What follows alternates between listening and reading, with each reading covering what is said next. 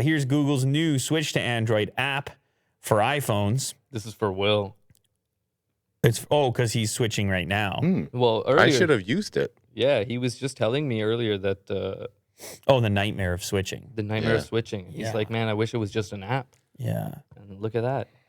Yeah, to go from iOS to Android. Yeah. Android to Android, not so much. Well, that's easy. You just connect them. It's not a big deal, but iOS to Android or Android to iOS is a little bit more of a headache. Some things are not quite interoperable. Google is preparing to launch, so you couldn't use it. I guess it's not ready yet.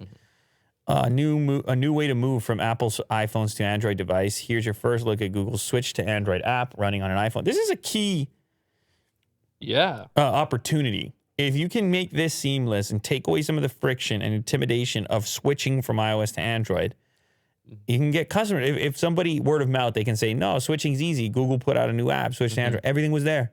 I bought the new Pixel, let's say, $500, the 6A, flagship performance, and it was as simple as popping open an app to get everything from iOS over there. Like, that's a big, That means a lot, part for a lot of people. We're moving from one Android device to a new one. It's easy. Simply connect your cables together. Yeah, we already know about that. In the opposite direction, Apple has offered a dedicated move to iOS app for Android to make it easy to go to iOS from Android. It doesn't really work that well, but anyway, it exists.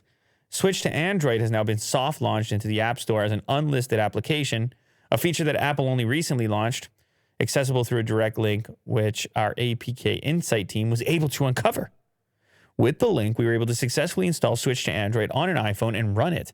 However, while everything seems to be ready on the iOS side of things, Android's setup and restore process is not yet prepared for the switch to Android apps availability. So you're installing this via the Apple App Store onto your iPhone, and then you'll run it obviously on the Android side as well. Right. You'll do the typical QR code thing, and then you'll be capable of securely moving your contacts, calendar, events, photos, videos, etc.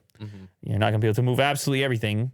Apps are obviously not interchangeable, but these are the important personal data aspects that you're going to want to make sure to get from A to B.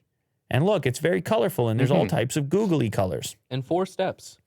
4 steps. Let's do it. I love it. Love this stuff.